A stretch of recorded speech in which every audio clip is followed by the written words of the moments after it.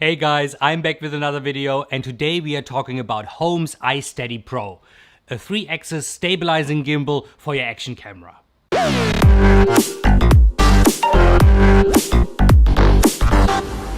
So my friends, there are a lot of gimbals available nowadays for your GoPro, some more expensive and some less.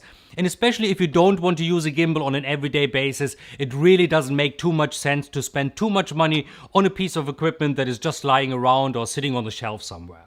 Now with this in mind, Hohem's iSteady Pro is a very affordable gimbal. So first of all, let's have a closer look whether this is a gimbal that really delivers. We look at the functionality and how it works, and then I'm taking it out for a spin. Let's have a test run with it and let's see whether this is a gimbal you should be investing in. Now here we have it, the nice looking box of the iSteady Pro. It's a bit lightweight, but hey, let's open it up and let's have a look what's inside. Now the design of the box is really nice. I'm a fan of simple, straightforward design, and the box here looks really good. Now a bit of a surprise here, because for a gimbal in this price range I was expecting a pouch and not a more substantial carrying case like this one here. So what's inside? In terms of paperwork, very little, which is not necessarily a bad thing, just some basic instructions on how to use this gimbal. Unfortunately, not a USB-C cable, but a micro USB cable for charging the gimbal. And here a small tabletop tripod for the gimbal. It's a bit lightweight and I'm not necessarily sure I would be using it with confidence, but it's nice to have one in the box.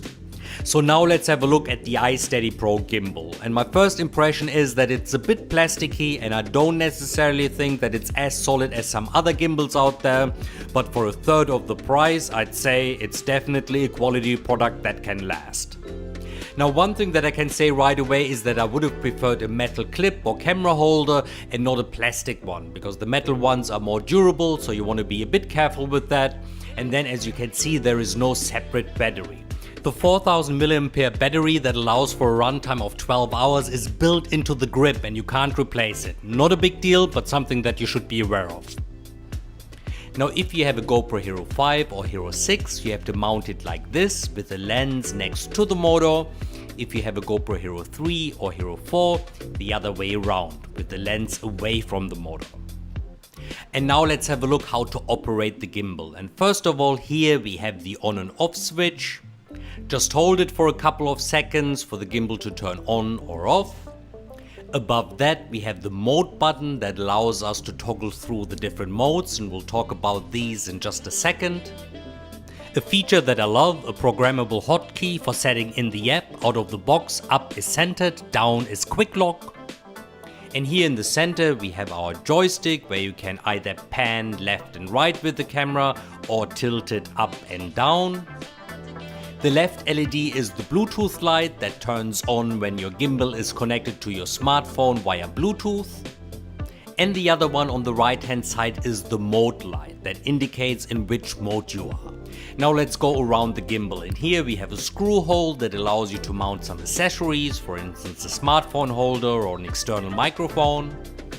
And here under this tiny rubber door we have two USB ports. A standard one is the power bank for charging your smartphone or action camera, and the small micro USB port is for charging the gimbal.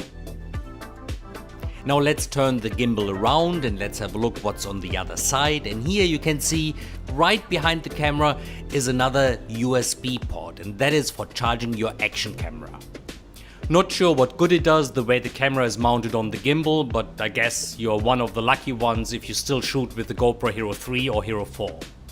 And then on the grip we can see 4 light indicators. The first one indicates whether it's either charging or the gimbal is fully charged. The second one means power is at 50%, the third one at 75%, and when all 4 LED lights are turned on, it means the gimbal is charged 100%.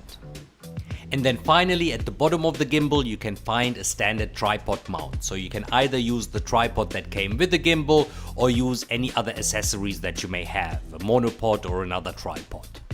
And this is pretty much it. These are all the operational functions and buttons of the gimbal. Now let's go through the different modes and let's have a look what the gimbal can do for you. Now let's turn the gimbal on, and by default we are entering the pan following mode, which is indicated by the mode light with a single flash. In this mode, the tilt axis is being locked, which means the camera will keep the camera leveled. However, the camera can move to the left and to the right smoothly. As you can see, the gimbal is smoothing out the left and right motion nicely. And the roll axis is being locked as well, as you can see. Now double click on the mode button and we are entering the pan and tilt following mode, which is indicated by the mode LED by flashing twice. In this mode, the gimbal will allow the camera to follow the movement left and right smoothly.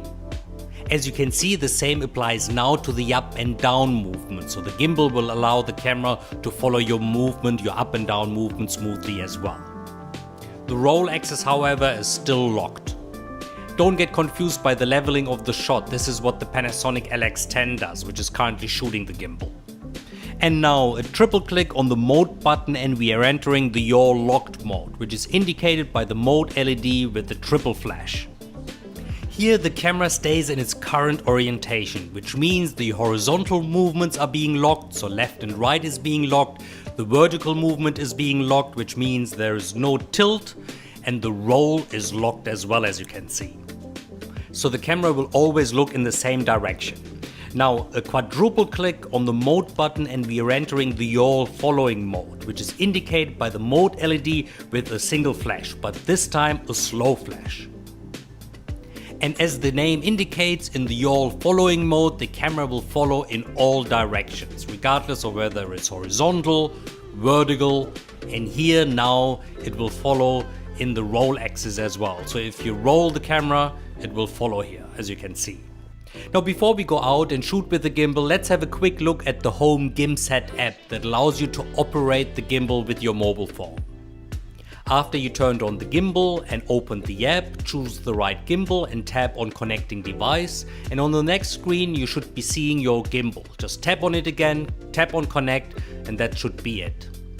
The app is rather simple and straightforward, but yet functional, and it has 4 submenus: control, calibration, settings, and more. And we have a look at all 4 of them. Under control, you have 4 modes to choose from: jaw follow, pitch follow, all lock, and all follow.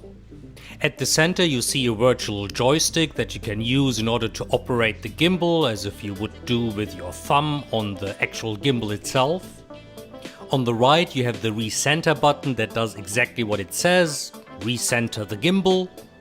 And then on the left we have the motion time-lapse functionality, where you can add different waypoints in a specific time frame and your gimbal performs that movement while you shooting time-lapse.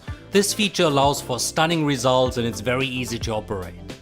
Now let's go back to the main menu, and the next feature that we can see is calibration, where you can calibrate your gimbal. I'm not going through this now, but yeah, if you want to calibrate the gimbal, here is where you would do it. Next, under settings, you can customize the gimbal by adjusting the roll, the pitch and the yaw of different functions and movements of the gimbal, which is great. And what I really like is that you can save these as different presets, so if you want to switch between different shooting scenarios, this is very easy and comfortable to do. And then under advanced settings you can also adjust the motor's torsion, and throughout the menu, if you don't know what that means, you can just tap on the question mark and you get additional information and support, which makes it easy to navigate through the settings. Now let's go back to the main menu and then let's tap on more to have a look what else this app offers. First of all, as you can see, there is a user guide, unfortunately at this point only in Chinese, so I'm hoping in a future update there will be also an English version or some other languages there as well. And then finally, our last option is the firmware update, where you can see the current firmware version of your gimbal, you can see whether new updates are available, download them and perform the update right here from the app itself. Nothing that I want to do right now on the video, but if you want to update the firmware, here is exactly where you do it. Now that we had a close look at this gimbal, its build quality, how it feels in your hand, the buttons and everything, now let's take it outside, let's shoot some video with it, and let's have a look whether this is a gimbal that really delivers. Now let's just walk around and see whether the gimbal gives us smooth footage, and I can tell you that I'm rather impressed because the results are really good. But there's one thing that I'm even more amazed of, and that is that there is no motor noise. Usually when I'm shooting with the gimbal, the GoPro picks up loud motor noise, so the audio recording of the GoPro is really unusable. Here I really can't hear anything. I mean, just listen carefully whether you hear something, but in an environment like this one here that is a bit noisy any which ways, I really can't hear anything, and I really have to applaud the manufacturer for that.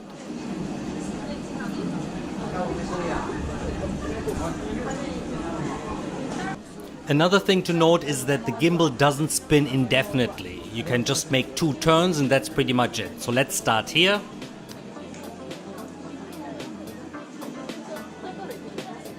That was the first one. And now it stops. It's not a huge deal, but I just let you know.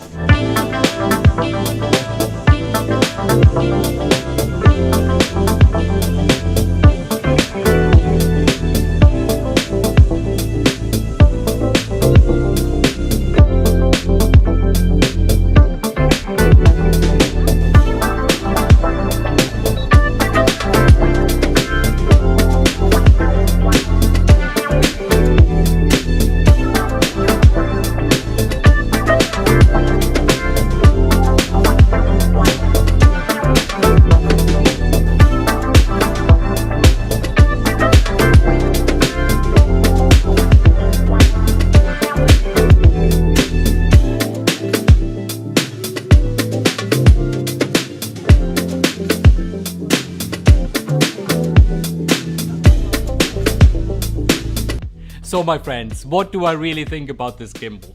Quite frankly, for under $100, in my opinion, this gimbal really delivers. It may not be able to compete with more expensive gimbals on the market, like for instance the Fiotech G6 that I recently reviewed, but when it comes to base functionalities of delivering you stabilized footage, in my opinion, this gimbal really works. And especially in combination with the image stabilization of the GoPro, you get really, that buttery footage or video that everyone is craving for.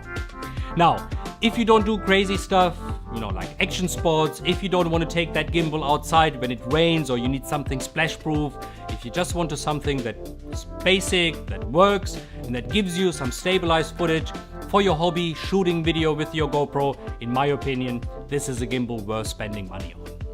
So I hope you enjoyed this video. If you did, please give it a thumbs up because it helps me and helps the channel grow.